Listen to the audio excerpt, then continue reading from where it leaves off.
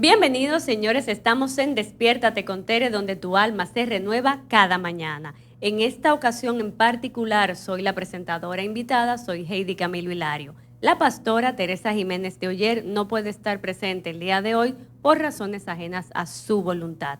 Gente, hoy tenemos un tema súper interesante y que definitivamente tenemos que conversar, que socializar y que todas las personas pues sepamos que se va a seguir presentando, sobre todo en las familias y en las iglesias. Vamos a estar hablando sobre el trastorno del espectro autista en niños, niñas y adolescentes. Y para abordar este tema tenemos con nosotros a una gran amiga, a una gran colega, a una mujer que de verdad para mí merece mucho respeto, porque cuando hablamos de trabajar con niños con necesidades especiales, hay que tener amor, dedicación, sobre todo mucha paciencia, y para mí Laura Troncoso es una de las psicólogas que mejor aborda todo este proceso que tiene que ver con niños con necesidades especiales. Laura, bienvenida, ¿cómo estás? Buenos días, estamos bien por acá, agradecida de la invitación y de que podamos hablar de un tema tan necesario para la gente, yo creo. Sí, definitivamente es vital.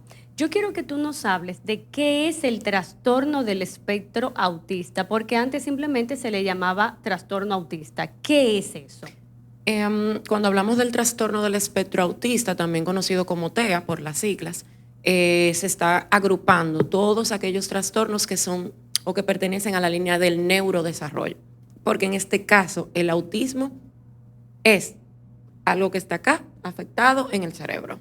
Hay alguna alteración que ha producido eso. Ahora, no hay causas específicas, hay muchas teorías de posibles causas, se investiga mucho la historia familiar, si hay otros antecedentes, pero una causa al 100% desde la ciencia no existe todavía. Hay múltiples teorías, como te digo.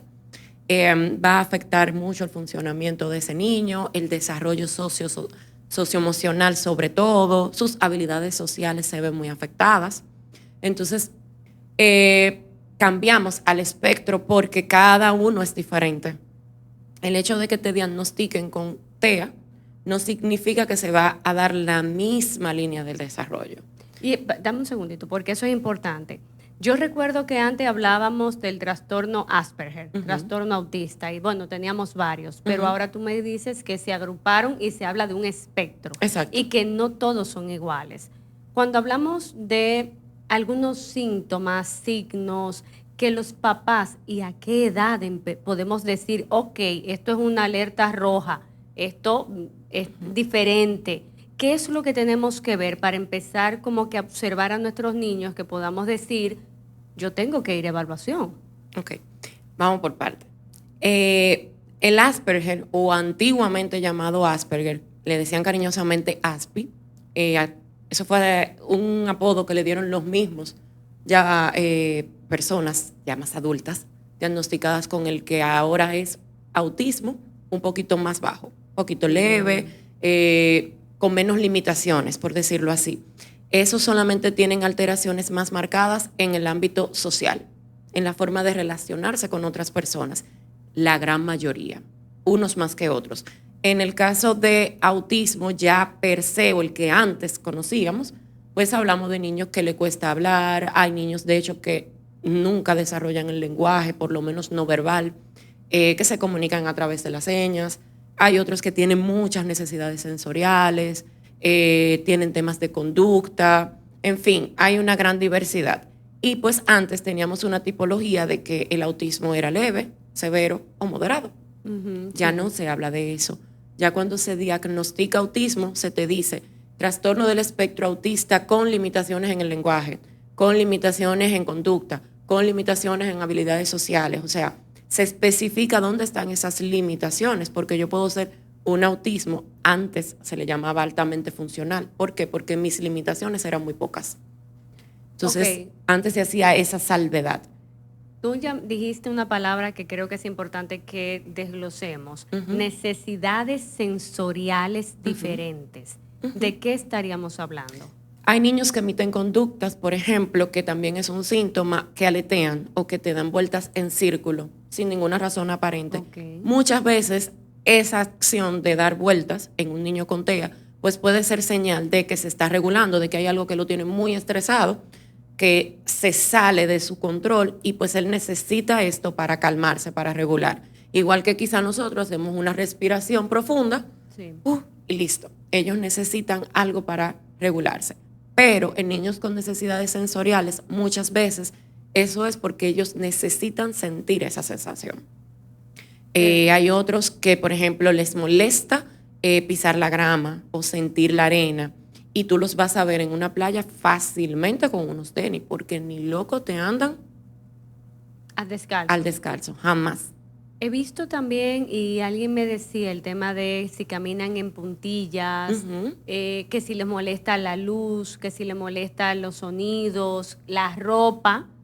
Bueno, hay niños, de vemos. hecho, yo tengo un pacientito que él le molesta totalmente el sellito de la ropa. Entonces, su ropa, su mamá inmediatamente se la compra.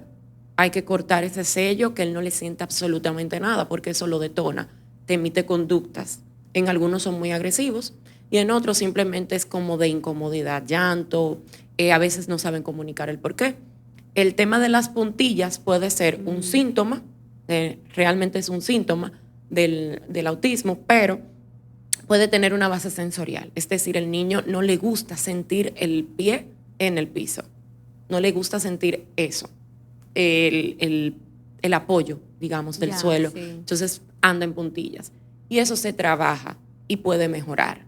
De hecho, muchos niños cuando se diagnostican temprano, si se le trabaja a tiempo, porque sea ese un síntoma, porque no todos lo presentan en la puntilla, Sí. Puede disminuir y de hecho puede desaparecer, aunque en momentos de estrés pudiera presentarse.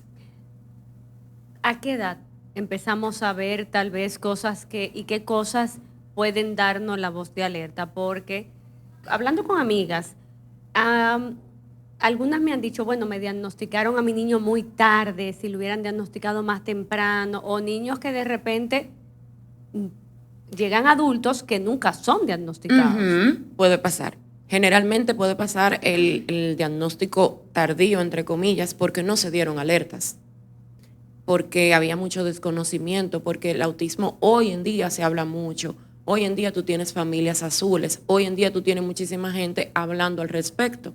Pero hace unos 10, 15 años era totalmente desconocido. Entonces pasaba desapercibido en algunos casos. Esas personas que se diagnostican muy tarde tienen pocas limitaciones probablemente. Quizá te van a decir, como me dijo una madre hace poco, realmente para mí era normal porque yo tampoco soy muy sociable. A mí no me gusta estar donde hay mucha gente. Y para mí él simplemente era retraído y se parecía a mí. Y esa era la señal de alerta que ella tenía. Sí. Y como ella era así, ella entendía que eso era normal. ¿Por qué? Porque ella no tuvo alertas de otro tipo. En el caso de ese niño particular también había un bajo rendimiento académico, pero se lo asociaban a que el niño no era aplicado, a que no había tenido un buen maestro. Simplemente se fueron por la línea de que era un tema cognitivo. Y sin embargo, eso también entra dentro de los síntomas del autismo. ¿Debe un niño autista tener retraso mental? Porque a veces, no. que a veces lo vemos del tema de que la gente cree, ay, no, es que es un niño especial. Y entendemos que va a ser... Bueno, todos los niños son especiales, con y sin condición. Pero ¿entiendes dónde está el tema? Exacto. De que, ay, no, son niños especiales y como que con un cuidado como si fueran cristalitos de Belén, pero y no tiene que ser así. Pero a veces entendemos que van a ser retrasados, van a tener un retraso mental, que no van a poder tener una vida que se desarrolle a cabalidad, o a veces te dicen, no, es que es un niño especial porque es súper dotado, pero también es autista. Entonces, ¿qué tan cierto es esto? Mira, en el autismo, como decía hace un rato, no hay una línea que te permita decir o inferir lo que va a pasar en el mañana, porque ninguno es igual. Entonces, tú sí puedes tener un grupo de niños con autismo que son muy buenos a nivel cognitivo. Y de hecho, efectivamente, tienen un CI, un coeficiente intelectual sumamente alto, pero vas a tener esa contraparte también. Vas a tener otro grupo de niños con autismo que tienen un coeficiente muy por debajo y otros que están promedio, que es la norma del día a día, ¿verdad? No necesariamente un niño con autismo te va a desarrollar discapacidad intelectual, pero puede pasar. ¿Por qué? Porque la discapacidad también pertenece al grupo del neurodesarrollo. Okay. Y a menudo ocurren coocurrencias, o sea, aparecen ambos al mismo tiempo. Lo que antes nosotros los psicólogos llamábamos comorbilidad. Sí. Hoy en día se habla de coocurrencia. Son 2 trastornos, 3 trastornos interaccionando ahí. También pueden tener trastorno de déficit de atención. La mayoría desarrolla un déficit de atención y hiperactividad. Eso es interesante apuntarlo porque a veces la gente cree que solamente puede tener un trastorno. Estamos hablando de comorbilidades o coocurrencias donde tú puedes tener un niño con 1, 2, 3 trastornos, vamos a decir, quedándose juntos, lo cual puede complejizar el tema. ¿A qué edad puede aparecer esas señales? Las señales de autismo suelen salir antes del año. Por ejemplo, el niño no te fija la mirada. Entonces, los bebés, particularmente cuando mamá les habla o le hace gracia, emiten una sonrisa o buscan el sonido de la voz de mamá. Y esos niños, por lo general, no lo hacen. No buscan, no se percatan de ese sonido o de que los están llamando. Puede aparecer que cuando empiezan a caminar, pero muchas veces eso se deja pasar, que caminan en puntillas cuando empiezan a caminar. Si eso se mantiene, también pasa a ser una señal. Hay otros chicos que aletean, que hacen como movimientos así, de aleteos. Hay otros que te hacen chasquidos y se pueden pasar horas en eso y no se cansan. Hay otros que presentan ecolalias. Ecolalias es que te repiten constantemente algo que escucharon o se quedan en la última palabra que tú dijiste y te la repiten y te la repiten. Hay otro síntoma que pasa mucho que es risas a carcajadas sin razón aparente y que se pueden mantener por un buen tiempo. Bajo contacto visual. Son niños que tú tienes 2 vertientes, o son muy sensibles al dolor o son muy insensibles al dolor, o sea, su umbral del dolor es muy alto. Y cuando te grita de dolor, sal corriendo porque eso lo tiene que estar matando porque tienen un umbral del dolor muy alto, no se dan cuenta. También cero sensación de peligro, o sea, son niños que le cuesta aprender a cruzar una calle porque ellos no entienden ese peligro para nada. Y esas señales se van viendo desde el principio.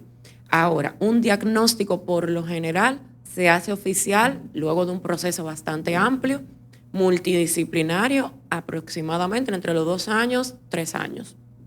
A veces hay síntomas muy parecidos al autismo, pero no están tan marcados, y el especialista lo que hace es que te dice que tiene rasgos asociados a autismo y que se recomienda una reevaluación en un tiempo X. Okay. ¿Por qué? Porque hay que ver si es parte del desarrollo y se elimina o si se mantiene y entonces se confirma el diagnóstico. Entiendo. Muchos padres viven culpa y eso puede inclusive llegar a aniquilar la relación de pareja porque en tu familia es que hay locos. Lo estoy diciendo, señores, como se dice en las casas. Crudo.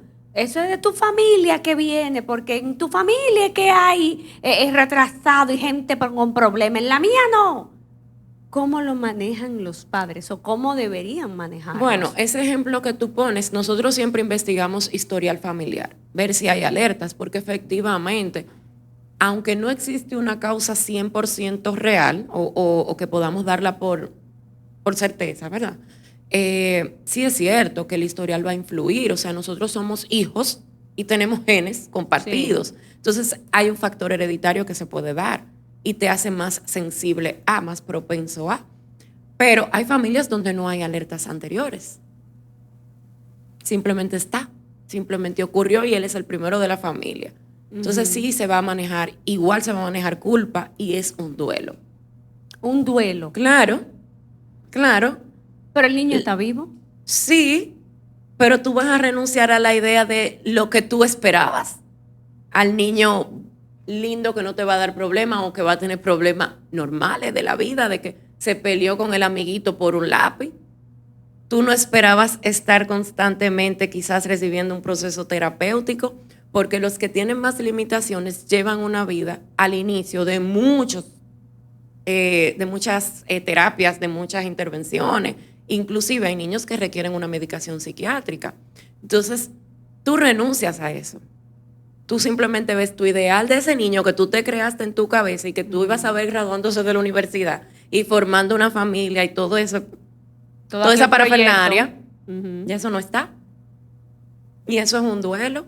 Y eso es bueno que lo menciones. Y una aceptación. Sí. Hay padres que no aceptan que tienen un niño azul o un niño especial, por poner la palabra. O lo aceptan de palabra, como digo yo, que realmente ellos creen que lo hicieron. Y tú te das cuenta en el accionar que no lo han aceptado al 100%. ¿Por qué? Porque mira, no, mi niño es autista, mi niño hace tal cosa por esto y esto. Bien. Sin embargo, vamos al supermercado, pero tú quisieras como tapar ciertas conductas para que la gente no vea que tu niño anda aleteando o que tu niño está haciendo esto o el por qué tu niño en determinado momento va a llorar porque algo lo estresó. Porque hay una hipersensibilidad auditiva en muchos niños. Sí, definitivamente, cuando hablamos de un diagnóstico, altera la dinámica familiar, claro, y la familia tiene que danzar en esa medida de que no se trata de que todo va a girar en torno a, va a ser diferente, pero no tiene que ser que todo sea por el menor. La vida de la familia continúa, pero evidentemente con una dinámica diferente tal vez a otras. Claro. Sobre todo cuando hay hermanos que no tienen la condición. Ahí es súper delicado porque también tú vas a jugar la línea de que tú tienes otro niño y que ese otro niño no tiene esas necesidades. Sin embargo, estamos todos enfocados en que hay que ayudar al niño, en que hay que ir a la terapia y muchas veces el que no tiene la condición pasa a un segundo plano sin tú quererlo. Ay, sí. O ese hermano, dependiendo la edad que tenga, llega a ser cuidador de su hermano con autismo. Mira, definitivamente eso es un tema bien profundo porque eso son muchas aristas que tomar. Por eso el tratamiento tiene que ser multidisciplinario obligatoriamente. Cuando hablas de multidisciplinario es... Hay niños que tú necesitas el apoyo de un psiquiatra. ¿Por qué? Porque hay conductas que se manifiestan muy marcadas y necesitamos un apoyo. Porque el autismo tiene mucha connotación neurológica, sí, y hay muchos que convulsionan, de hecho, que te pueden presentar convulsión. Entonces tú necesitas un seguimiento neurológico y psiquiátrico. No siempre es la norma, pero puede pasar. Además de eso, tú vas a necesitar, si hay temas conductuales, tú vas a necesitar un terapeuta que te ayude con la parte conductual. Las necesidades sensoriales se trabajan con terapia ocupacional. Sí. Pero si hay limitación en el lenguaje, tú necesitas un especialista de la línea del lenguaje. Sí. Más las intervenciones correspondientes. Y llegado el momento, la fase escolar, también pudieras necesitar un apoyo a nivel psicopedagógico. Ahora, eso te lo va a decir cada niño, porque no todos necesitan todo ese proceso. Hay algunos que de hecho necesitan hasta terapia física. Sí, porque depende mucho de si hay afecciones físicas. Exactamente. O sea, es una línea bastante amplia y a la familia se le refiere terapia familiar. Bien. ¿Alguna recomendación que tengas a las personas? Yo siempre voy a apostar a la información, o sea, infórmense, tengan un terapeuta de cabecera, generalmente hay uno que va a la cabeza de todo el equipo que trabaja con el niño. Si es pediatría, puede ser pediatría, o sea, neuropediatría. Muchas veces el que está a la cabeza pues es el psicólogo clínico porque fue el que lo recibió y hace todo el abordaje. Mucha información en ese sentido. Sensibilizarse, entender que no todo va a salir como esperábamos y hay que orientarse sobre todo con el manejo conductual de estos chicos porque ellos son muy rutinarios. Entonces es como que si yo todos los días a las 8 de la mañana estoy de pie y a las 10 estoy en el colegio, el día que a las 10 no vamos al colegio, que vamos a las 11 porque primero yo me tengo que parar en tal sitio, a él hay que explicarle eso antes. Exactamente, entonces, hay que caminar acorde a... Hay que informarse y hay que orientarse con un profesional de esa línea. Esa es la base. Y ya a partir de ahí, fluir.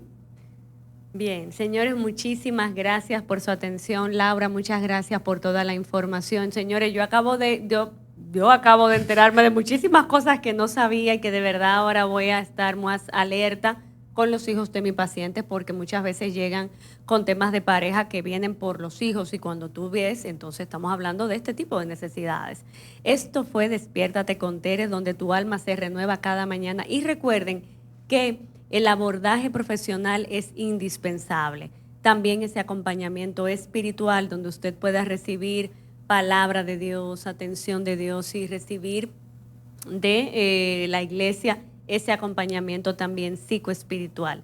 Gente, muchas gracias por estar con nosotros y nos vemos en una próxima entrega de Despiértate con Tere, donde tu alma se renueva cada mañana.